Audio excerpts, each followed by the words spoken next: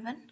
आज जो हम पढ़ेंगे उसका टॉपिक है electric field intensity due to a dipole on equatorial line, यानी वैद्युत द्विध्रुव के कारण वैद्युत क्षेत्र तीव्रता निरक्षीय स्थिति पे। लास्ट वीडियो पे हमने एक्सियल लाइन यानी अक्षीय स्थिति के लिए इलेक्ट्रिक फील्ड इंटेंसिटी निकाली थी, तो आज हम निरक्षीय स्थिति के लिए निकालेंगे यानी इक्वेटोरियल लाइन के लिए।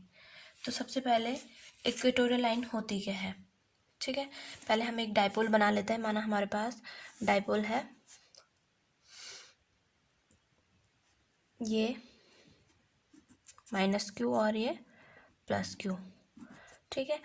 तो डाइपोल को जो मिलाने वाले यानी डाइपोल के बीच की जो दो चार्जेस होती हैं उनके बीच की डिस्टेंस 2l, ठीक है। तो ये माना यहाँ पे इनका सेंटर है, ठीक। तो इक्वेटोरियल लाइन सेंटर के परपेंडिकुलर जो लाइन होती है उसको कहते हैं इक्वेटोरियल लाइन या निरक्षीय स्थिति। तो ये जो दो चार्जेस हैं उनका सेंटर पॉइंट और इससे जो लाइन निकलेगी, ठीक है, ये जो लाइन है ये हो गई इक्वेटोरियल लाइन। तो इस लाइन पे कोई हमने पॉइंट ले लिया P, ठीक है। तो ये हो गया इसका इक्वेटोरियल लाइन पे कोई पॉइंट P ले लिया, तो ये हो गई इक्वेटोरियल पोजीशन, ठीक है। तो इस पॉइंट पे हमको निकालनी है इलेक्ट्रिक फील्ड इंटेंसिटी। तो हम यहाँ पे लिख लेते हैं इक्वेटोरियल लाइन के बारे में। इक्वेटोरियल लाइन क्या होती है? वो line perpendicular to the centre, ठीक है। यानी सेंटर के जो लंबवत जो रेखा जाती है वो कहलाती है इक्वेटोरियल लाइन, ठीक है। अब सबसे पहले हम दोनों चार्जेस से P पॉइंट की डिस्टेंस निकाल लेते हैं, ठीक है। तो हम यहाँ से इसको कनेक्ट कर दें और इसके बाद +q को भी P पॉइंट से कनेक्ट कर दिया, ठीक है। तो हमें पता है ये डिस्टेंस पूरी 2l हो गई। तो सेंटर से q की डिस्टेंस -q की डिस्टेंस l और ये भी l, यानी ये दोनों हाफ हाफ हो जाएंगे। और जो हम पॉइंट P लेते हैं जहाँ पे हमको इलेक्ट्रिक फील्ड इंटेंसिटी निकालनी है उसको हम हमेशा r डिस्टेंस लेते हैं, ठीक है।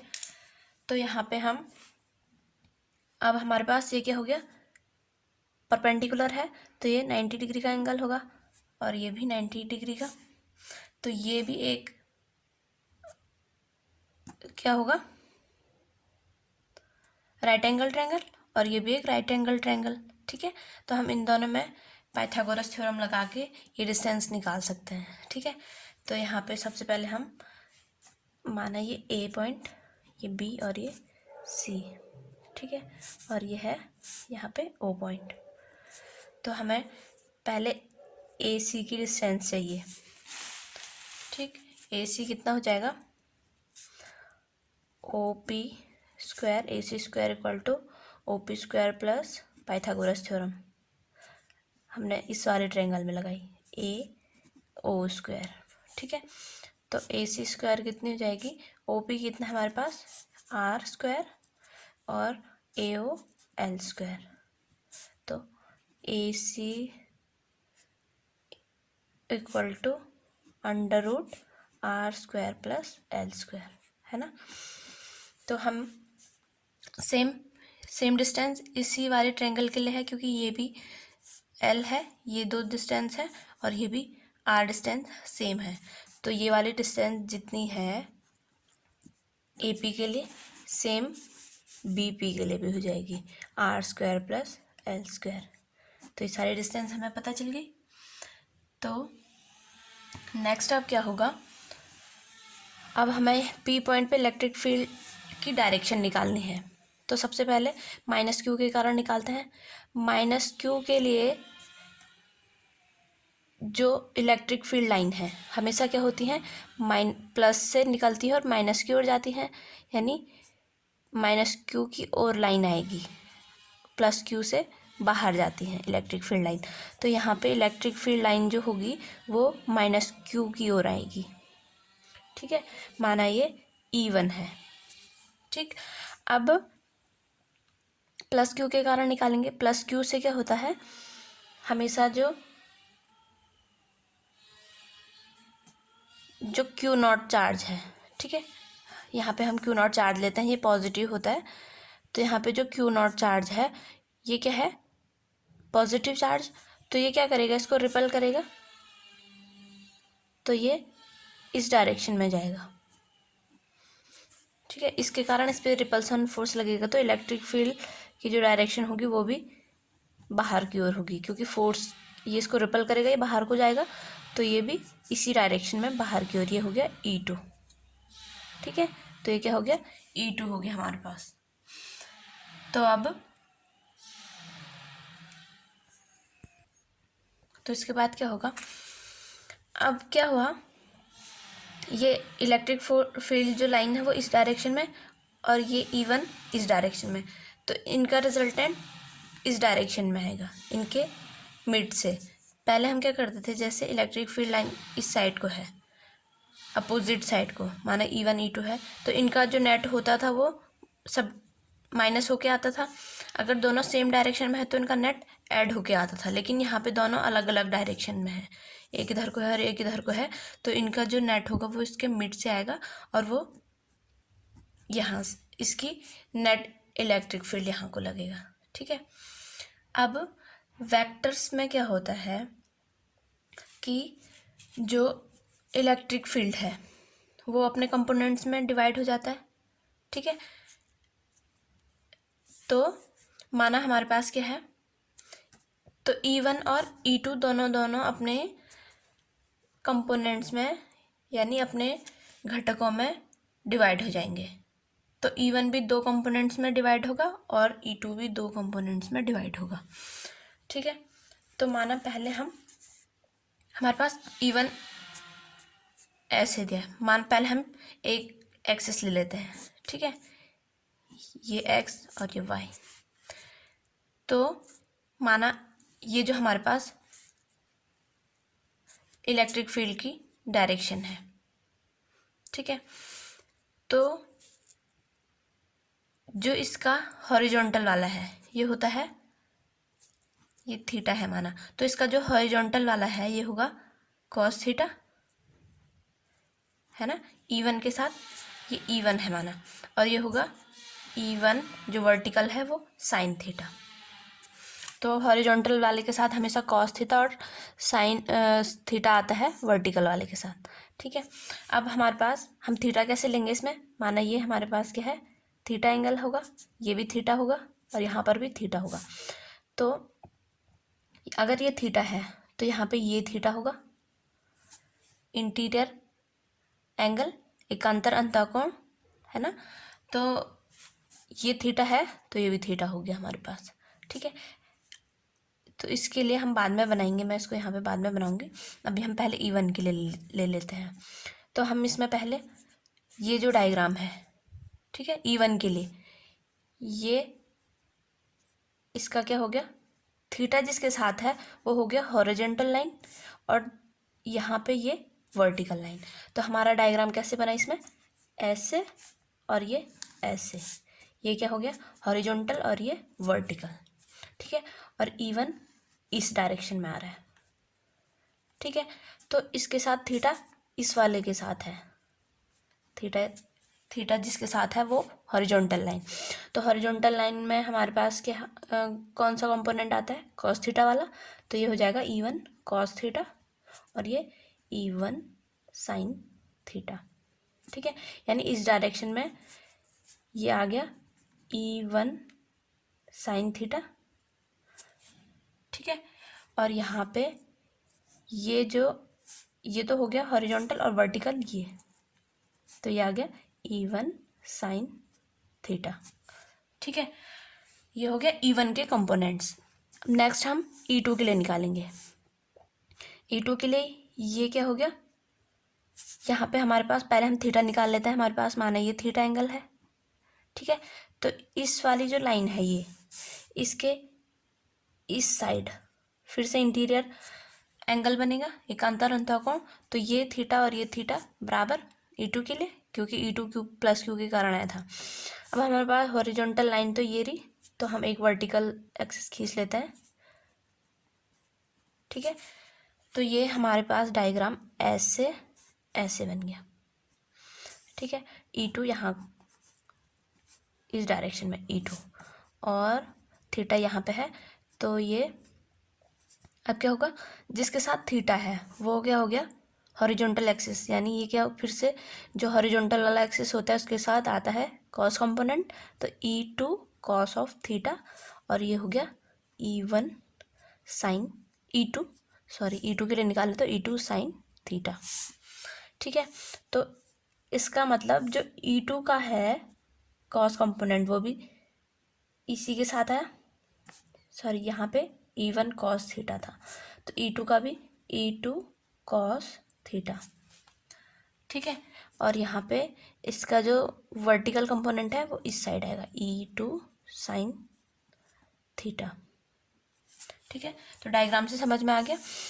इसका जो हॉरिजॉन्टल है वो ये है, और E2 का भी हॉरिजॉन्टल कंपोनेंट इसी में है। तो हम देख रहे हैं कि E1 और E2 का हॉरिजॉन्टल कंपोनेंट उसके जो नेट कंपोनेंट है उसी की डायरेक्शन में है। ठीक है, जो नेट है इलेक्ट्रिक फील्ड उसी की डायरेक्शन में है, E1 और E2 का हॉरिजॉन्टल एक्सिस है। तो ये डायग्राम से आप समझ लेना। अब हम यहाँ पे माइनस क्यू और प्लस क्यू से P पॉइंट की जो डिस्टेंस है ये, ठीक है, ये इक्वल है। ठीक है, तो जब डिस्टेंस इक्वल है तो इलेक्ट्रिक फील्ड भी इक्वल होगा। तो हम इससे क्या समझ लें कि E1 इक्वल टू E2 है ना, डिस्टेंस सेम है तो इलेक्ट्रिक फील्ड इंटेंसिटी भी सेम होगी। हमारे पास फार्मूला क्या होता है, 1/4πε0 Q/r²। Q तो सेम है क्योंकि हम डायपोल के लिए निकाल रहे हैं। ठीक है, तो डिपेंड सिर्फ किस पे कर रहा है यहाँ पे, आर पे, तो आर भी सेम है, इसका मतलब E1 और E2 सेम होगा। ठीक है, तो E1 इक्वल टू E2 हो गया यहाँ पे। अब हमारे पास इस वाले डायग्राम में जो इसके वर्टिकल कंपोनेंट्स हैं E1 E2 इक्वल हो गए, और ये एक दूसरे के अपोजिट हैं। ठीक है, यहाँ पे E1 और E2 इक्वल हो गए। ठीक है, और ये एक दूसरे के अपोजिट डायरेक्शन में जा रहे हैं, तो इक्वल एंड अपोजिट एक दूसरे को कैंसिल कर देंगे, यानी E2 sine theta cancel out E1 sine theta, ये दोनों कैंसिल हो गए। तो हमारे पास सिर्फ कौन सा कंपोनेंट बचा, हॉरिजॉन्टल। वर्टिकल कंपोनेंट्स इसके कैंसिल हो गए हैं क्योंकि ये दोनों इक्वल एंड अपोजिट डायरेक्शन में है। ठीक है, तो अब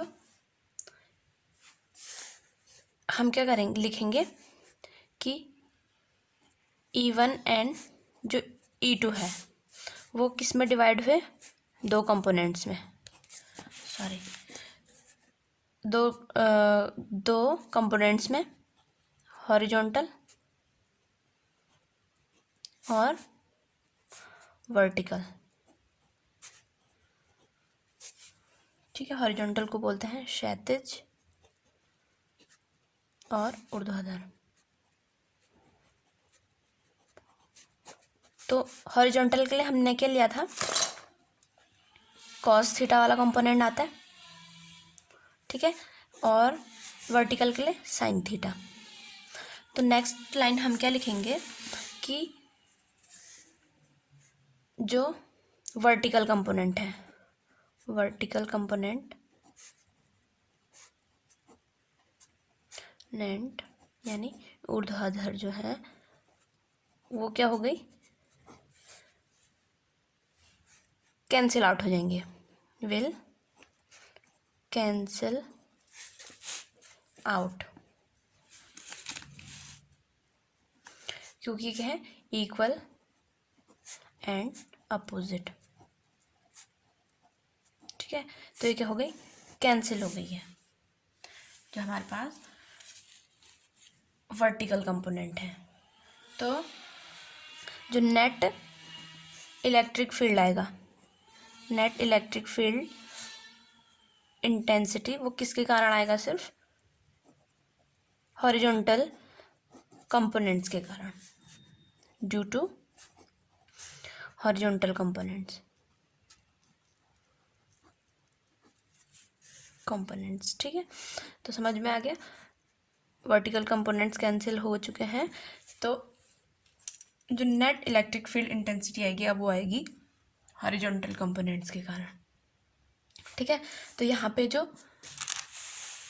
नेट इलेक्ट्रिक फील्ड ई की डायरेक्शन भी इधर ही आई थी, और E1 कॉस थीटा और E2 कॉस थीटा भी इसी डायरेक्शन में है। ठीक है, तो हम यहाँ पे क्या लिखेंगे? जो नेट इलेक्ट्रिक फील्ड है वो E इक्वल टू क्या होगा?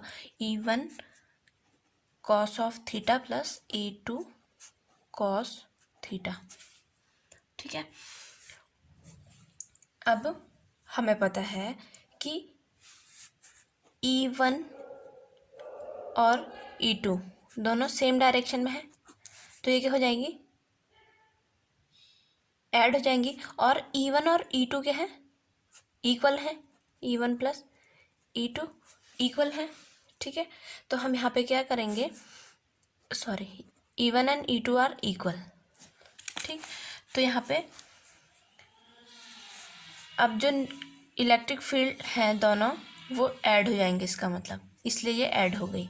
ठीक है, ये दोनों सेम डायरेक्शन में है, और ये E1 इक्वल टू E2 है, तो हम यहाँ पे E1 की जगह E2 रख सकते, E1 की जगह E2 या E2 की जगह E1 रख सकते हैं। ठीक है, तो E equal to E1 cos theta plus E2 की जगह हम E1 ही रख देते हैं, E1 कॉस ऑफ थीटा।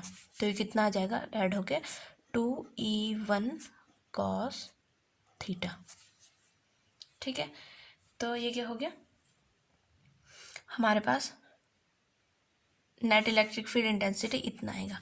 अब यहाँ पे से हम पहले क्या कर लेते हैं? माना हमारे पास E1 कितना आएगा?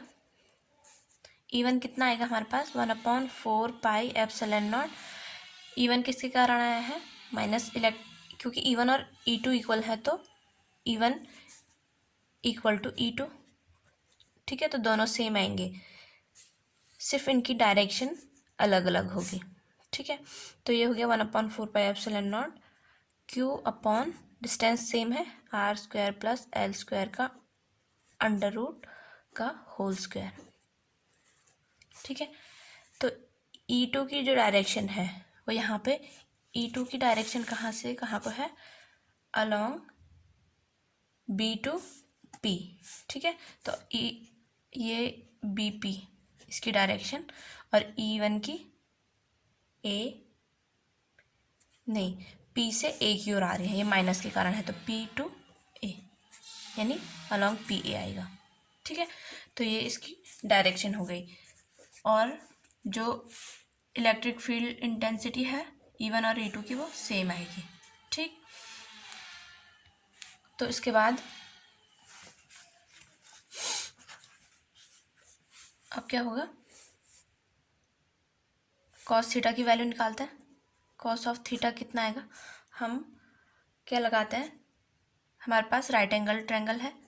ठीक है, तो हम कॉस थीटा के लिए कैसे निकालते हैं? कॉस थीटा होता है base upon hypotenuse. Base upon hypotenuse यानी आधार बट्टे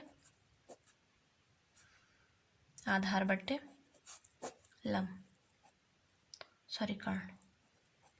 ठीक है, तो कॉस थीटा इक्वल टू हो गया L/R² प्लस L²। तो कॉस थीटा की वैल्यू हम ये रख सकते हैं इस वाले इक्वेशन में। ठीक है, तो हम यहाँ पे E1 और कॉस थीटा की वैल्यू रख देते हैं। ठीक है, तो इक्वेशन ये है 1, तो E1 and cos theta in equation 1। तो ये हो गया हमारे पास E इक्वल टू 2, E1 की वैल्यू है यहाँ से 1/4 pi epsilon naught Q upon R² plus L² का होल स्क्वायर, और कॉस ऑफ थीटा की वैल्यू आई थी L/R² under root R square plus, ये भी अंडर रूट में है सॉरी, एल स्क्वायर। ठीक है, तो ये आ गया हमारा नेट इलेक्ट्रिक फील्ड। अब फिर हम आगे प्रोसेस करेंगे इसको। फिर आएगा हमारे पास E इक्वल टू, यहाँ पे हम 2 जो यहाँ पे आया है, हमने लास्ट वीडियो में भी किया था 2QL, यानी 2L इंटू क्यू, ये होता है डाइपोल मोमेंट। ठीक है, 2L इंटू क्यू ये किसके बराबर होता है, डाइपोल मोमेंट के बराबर। तो हम इसको P लिख सकते हैं, है ना। अब हम इसको P लिख सकते हैं, तो हम नेक्स्ट करेंगे 1/4 पाई एप्सिलॉन नॉट। ठीक है, P upon under root R square plus L square का होल स्क्वायर। तो होल स्क्वायर से अंडर रूट कैंसिल, और एक और था under root R square plus L square. ठीक है, ये अब इसको सॉल्व करेंगे, पी भी हम बाहर ले लें, तो ये कितना गया 1/, ये पावर ऐड हो जाएगी 1 प्लस ये हाफ, इसको लिख सकते हैं हाफ, तो 2 × 2 + 1 3/2।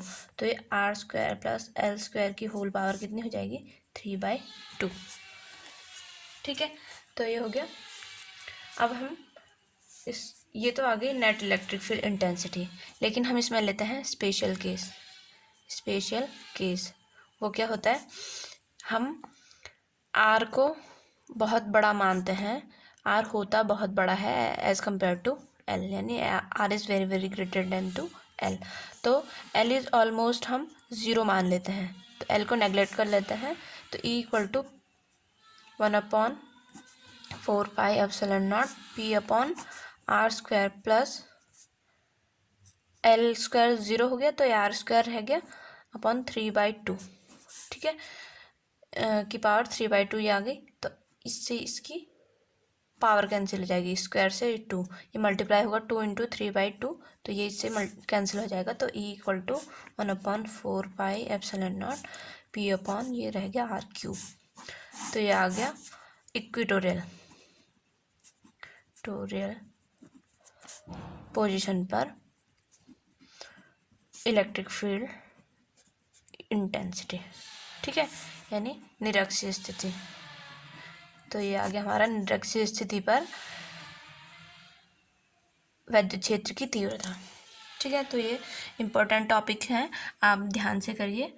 समझ में नहीं आया तो आप वीडियो में कमेंट करें, तो मैं सॉल्व करने की कोशिश करूँगी आपकी प्रॉब्लम्स को। Thank you.